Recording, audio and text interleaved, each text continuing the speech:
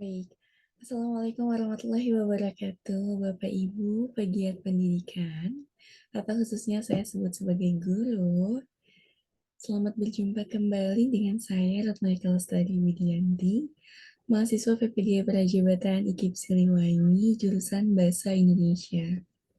Kali ini saya ingin berbagi mengenai hasil telaah saya dengan rekan kelompok tentang sebuah asesmen dan pembelajarannya.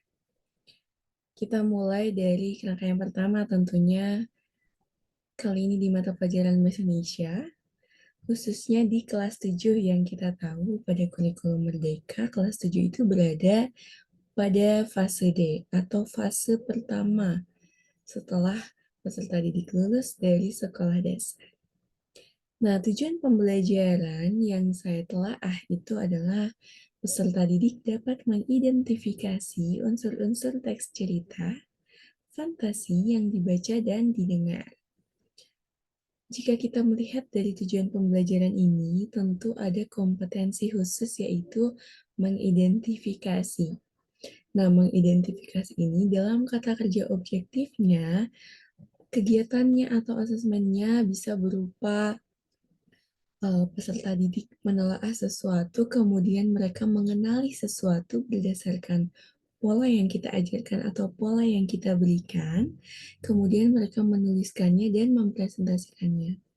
Atau mereka juga bisa membedakan antara satu hal dengan satu yang lainnya, sehingga mendapatkan konsep definisi dari cerita fantasi misalnya. Nah, kali ini materinya atau kontennya adalah teks cerita fantasi, lebih khusus kepada unsur-unsurnya. Unsur-unsurnya itu di antaranya judul, tema, unsur-unsur yang membangun cerita fantasi seperti tokoh, amanat, alur, dan lain sebagainya. Nah, di sini juga ada keterangan elemen atau apa sih kemampuan yang ingin kita sasar. Walaupun pada praktiknya sebetulnya kita menyasar seluruh elemen kan dalam pelaksanaan pembelajaran. Hanya saja pada tujuan pembelajaran kali ini cenderung pada apa yang peserta didik baca, artinya melatih mereka untuk menggali informasi dari cerita fantasi, dan apa yang mereka dengar, melatih kemampuan menyimak mereka, mengolah bahasa sehingga mereka dapat menjelaskan sesuatu dari cerita fantasi. Nah, seperti yang disebutkan, tadi materi ajar atau topiknya di cerita fantasi, dan jenis asesmen serta bentuk asesmen yang modul ajar dari guru pamong diberikan lalu ditelaah, itu berbentuk 3. Asesmen awal atau barangkali di antara kita ada yang menyebutnya diagnostik, bentuknya tanya jawab. Ini guru bisa bertanya ke peserta didik di awal pembelajaran untuk mengetahui apakah materi sebelumnya sudah cukup dan apakah peserta didik bisa maju ke materi yang akan disampaikan di pertemuan tersebut. Kemudian ada asesmen formatif atau asesmen yang dilaksanakan selama pembelajaran. Tujuannya apa? Supaya kita mengetahui apa yang harus segera dievaluasi dalam pembelajaran itu atau dimodifikasi sehingga keberlangsungan pembelajaran tetap dapat berjalan lancar dan materi dapat tersampaikan dengan baik. Asesmen formatif ini berbentuk apa? Penugasan salah satunya. Yang terakhir ada asesmen sumatif atau asesmen di akhir pembelajaran. Bentuknya pemantauan kinerja. Karena seperti yang kita tahu bahwa dalam kompetensi atau konten materi cerita fantasi ini ada sebuah kompetensi yang harus dikejar, diantaranya itu menulis atau memproduksi tulisan. Maka salah satunya melalui pemantauan kinerja baik secara kelompok misalnya yang memproduksi cerita fantasi atau mengenali, mengidentifikasi sesuatu cerita fantasi dan menuliskannya dalam lembar kerja, maupun asesmen sumatif yang berbentuk karya cerita fantasi itu sendiri. Nah, selanjutnya ada pertanyaan bagian mana dalam asesmen tersebut yang menunjukkan kesesuaian dengan tahapan perkembangan peserta didik. Dan mohon dijelaskan. Baik, jadi dalam sebuah asesmen itu, biasanya dalam modul ajar yang saya pahami, asesmen biasanya dicantumkan sebelum rubrik penilaian dan setelah penyusunan materi. Nah, pada asesmen ini biasanya kita tidak akan menemukan secara tertulis, misalnya bagaimana asesmen ini dibentuk, atau misalnya kepada siapa asesmen ini ditujukan, dan sebagainya. Tetapi yang kami telaah atau yang saya dan rekan-rekan telaah itu adalah bentuk akhir asesmen, seperti apa asesmennya. Apakah dia berbentuk pertanyaan terbuka, dan apakah pertanyaan terbuka itu cocok dengan tingkat atau level kognitif yang dimiliki peserta didik seusia SMP atau seusia fase D yang saat ini berada di kelas 7. Nah, setelah ditelaah, hasilnya atau jawabannya adalah peserta didik yang menjadi sasaran dari asesmen ini berusia sekitar 11-13 tahun.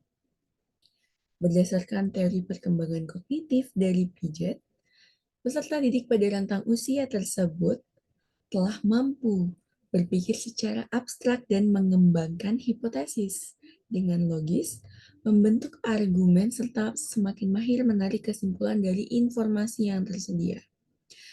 Ini artinya kita bisa atau kita boleh melatih dan memberikan bentuk asesmen yang di dalamnya menuntun anak peserta didik sehingga mereka memiliki konsep tersendiri akan sesuatu. Dalam hal ini tentunya konsep terkait unsur cerita fantasi. Nah, mereka dapat memahami bahwa pilihan tidak selalu hitam atau putih. Oke, penekanannya adalah pilihan tidak selalu hitam atau putih. Artinya, pertanyaan atau jenis asesmen yang bersifat jawaban terbuka bisa diajukan dalam fase ini. Mereka juga mulai melakukan pemikiran spekulasi tentang kualitas diri yang diinginkan. Ini berkaitan dengan seperti apa mereka ingin belajar, dan mereka sudah mulai memiliki uh, arah minat yang cenderung kuat di sini. Nah, apabila dikaitkan dengan asesmen awal berupa tanya jawab, tentu saja ini sesuai dengan tahap perkembangan kognitif peserta didik. Karena ketika kita melakukan tanya jawab dengan pertanyaan pemantik yang diajukan guru kepada peserta didik, itu bersifat spontan jawaban itu. Katakanlah misalnya peserta didik sempat melihat sebuah buku atau sebuah catatan, tetapi itu adalah hasil catatan dia sendiri. Dan bagaimana dia membacanya itu adalah hasil penafsiran dia dan kesimpulan dia saat dia melisankannya dan memberikan jawaban atas pertanyaan dari guru atau pertanyaan kita. Nah, selanjutnya apabila dikaitkan dengan asesmen formatif yang tadi bentuknya, berupa penugasan, dalam modul ini ada 3 pertanyaan. Nah, itu dapat dinyatakan sesuai dengan tahap perkembangan kognitif peserta didik. Kok bisa? Karena pertanyaan tersebut mendorong peserta didik untuk membentuk argumen dan membuat kesimpulan terkait apa pengertian dan ciri teks cerita fantasi dari hasil telaah atau identifikasi yang mereka lakukan kepada satu contoh cerita teks fantasi, baik secara berkelompok maupun secara individu. Nah, pertanyaan berikutnya, bagian mana nih dalam modul ajar yang khusus pada asesmennya menunjukkan kesesuaian dengan perlunya mempertimbangkan aspek lingkungan budaya dan karakteristik peserta didik? Nah, guru dalam hal ini menggunakan 3 jenis asesmen yang telah tadi saya jelaskan sebelumnya. Asesmen awal ini berfungsi juga sebagai penstimulus daya tangkap dan gerbang awal bagi peserta didik. Jadi, melalui tanya jawab itu peserta didik dapat menyelami materi apa nih yang akan disampaikan. Nah, menurut saya dan rekan kelompok, asesmen awal ini perlu mempertimbangkan lingkungan budaya dan karakteristik tempat peserta didik bersekolah. Kenapa? Karena stimulus yang diberikan itu perlu tepat sasaran dan membangun suasana belajar yang aktif terbangun. Jadi, guru tidak hanya memiliki tugas untuk menyampaikan asesmen, tapi juga membangun motivasi belajar pada pertemuan hari itu. Nah, di antaranya salah satu pertanyaan yang bisa membangun mungkin ya, adalah dengan bertanya, "Apakah kalian senang menonton film atau membaca buku fantasi?" Nah, dari sana biasanya peserta didik ada yang mengetahui atau tidak mengetahui apa sih yang dimaksud film atau buku yang fantasi itu seperti apa. Nah, dari sana terbukalah ruang diskusi dan peserta didik terbuka kesempatannya untuk, "Baik, saya siap menerima atau ingin mengetahui tentang apa itu fantasi, karena sepertinya saya sudah pernah menonton atau saya sudah pernah membaca hal-hal yang berkaitan dengan keajaiban di dalamnya." Nah, dari ketiga pertanyaan asesmen yang bisa dilihat di layar ini, kami menyimpulkan atau saya dan rekan-rekan menyimpulkan bahwa guru pamong kami sudah mempertimbangkan budaya dan karakteristik peserta didik. Maksudnya budaya itu salah satunya kebiasaan mereka di rumah ya, selain di sekolah. Artinya ketika mereka menonton atau membaca hal-hal yang berkaitan dengan fantasi, mereka bisa mengungkapkannya di sekolah. Jadi itu salah satu bentuk pembelajaran kontekstual. Nah, selanjutnya ada pertanyaan lagi tentang bagian manakah dalam asesmen yang menunjukkan kesesuaian dengan kemampuan peserta didik. Tadi kita sudah menyimak bersama terkait teori perkembangan pijat yang berada pada usia sekitar 11 sampai 13 tahun atau fase D ini. Nah, modul ajar yang dilampirkan atau kami telaah itu dirancang untuk pertemuan awal materi cerita fantasi. Karena tadi kompetensinya adalah mengidentifikasi dan submaterinya adalah unsur-unsur dari cerita fantasi. Tentu saja kalau kita bicara susunan, sebelum kita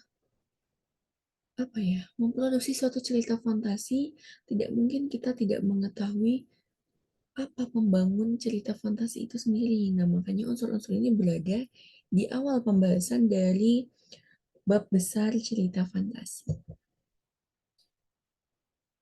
Nah, 3 pertanyaan dalam asesmen modul ajar yang menunjukkan kesesuaian dengan kemampuan peserta didik itu tersirat atau tersurat dari ketiga pertanyaan ini. Mulai dari guru meminta mereka menuliskan cerita fantasi yang pernah dibaca atau didengar, meminta mereka mendata peristiwa atau kejadian di luar logika, dalam kata lain yang mengandung keajaiban, dan meminta mereka untuk menyimpulkan pendapat. Ingat, dalam hal ini peserta didik menurut kemampuan kognitifnya sudah bisa menyimpulkan sesuatu. Dan asesmen di sini meminta mereka menyimpulkan pendapat tentang pengertian dan ciri teks cerita fantasi. Jadi telah sesuai. Dan ketiga pertanyaan tersebut menggali pemahaman peserta didik mengenai cerita fantasi dimulai dari permukaannya, dimulai dari hal yang dekat dengan mereka, kebiasaan menonton atau membaca, dilanjutkan dengan kesimpulannya. Nah, guru hendak mengetahui apakah peserta didik sudah menangkap definisi cerita fantasi dengan mengaitkan pada kehidupan sehari-hari. Baik, selanjutnya, bagian manakah dari asesmen yang menunjukkan kesesuaian bahwa sudah memberikan ruang bagi peserta didik untuk memberikan umpan balik terhadap proses pembelajaran mereka? Nah, barangkali hal ini atau umpan balik adalah pembahasan yang biasa sering dibingungkan gitu ya, termasuk oleh saya sendiri. Nah, pada proses pengerjaan formatif, kita bisa memberikan kesempatan kepada peserta didik untuk memberikan atau menerima umpan balik tersebut. Caranya, salah satunya dalam modul ini bisa dilihat dari kegiatan atau agenda pembelajaran yang tersusun di bagian inti kegiatan pembelajaran. Peserta didik misalnya diminta untuk menuliskan hasil diskusi kelompok dan menjadi sebuah asesmen formatif. Pada kesempatan inilah peserta didik bisa saling memberikan umpan balik terhadap pemahaman mereka mengenai unsur-unsur cerita fantasi. Jadi pertama mereka menuangkan, kemudian mereka menuliskan, dan kemudian mereka bisa menerima tanggapan dari teman sebayanya bisa menerima tanggapan dari gurunya dan mereka bisa menanggapi kembali atau memperbaiki konsep yang mereka miliki. Oke, terakhir, selanjutnya adakah hal yang ingin saya dan rekan-rekan tingkatkan jika menjadi guru kelas tersebut untuk memaksimalkan efektivitas asesmen sesuai dengan perkembangan peserta didik, lingkungan budaya, dan karakter, serta kemampuan mereka. Nah, di sini saya dan rekan-rekan berpendapat bahwa hal yang ingin kami tingkatkan di antaranya itu strategi pengajian asesmen yang menarik. Kenapa? Karena eh, asesmen berbentuk soal atau pertanyaan terbuka ini bisa jadi sudah sering peserta didik dapatkan, terlebih dengan guru yang semakin belajar dan terlibat aktif dalam pengetahuan mengenai kurikulum merdeka. Dan pertanyaan terbuka itu salah satu bentuk sederhana yang memerdekakan peserta didik dalam proses pembelajaran. Nah, salah satu yang ingin kami coba sebetulnya yang mungkin barangkali bisa membuat fokus peserta didik semakin baik adalah mengemas asesmen dalam bentuk permainan interaktif. Bisa memanfaatkan media sosial yang digemari peserta didik, bisa juga mengkreasikan konten dari pengetahuan mereka di sekolah. Yang tentunya harapannya agar apa yang mereka punya itu bermanfaat dan peserta didik merasa memiliki sesuatu yang penting dalam dirinya sehingga dia menyadari potensi kekuatan dirinya untuk melakukan sesuatu di kehidupan sehari-hari. Ya, tadi ini menunjukkan bahwa belajar di sekolah ya tidak hanya belajar, tetapi juga bisa dimanfaatkan dalam kehidupan. Nah, paradigma itu yang ingin saya dan rekan-rekan tekankan kepada anak-anak khususnya di usia SMP remaja yang sekarang lebih tertarik menghabiskan waktu sendiri di depan gawang. Baik, demikian eh, penyampaian saya atau pengulasan saya terkait apa yang sudah saya dan rekan-rekan kelompok telaah mengenai modul ajar dengan tujuan pembelajaran mengidentifikasi unsur-unsur cerita fantasi dari guru pamong di SMPN 5 Negeri Cimahi. Terima kasih, semoga video ini bermanfaat dan insya Allah akan saya tautkan juga di website journalretno.wordpress.com. Silakan membaca informasi atau seputar sharing pengalaman saya di PPG Prajabatan. Sampai jumpa kembali. Wassalamualaikum warahmatullahi wabarakatuh. Pendidik hebat, semangat, dan sukses selalu.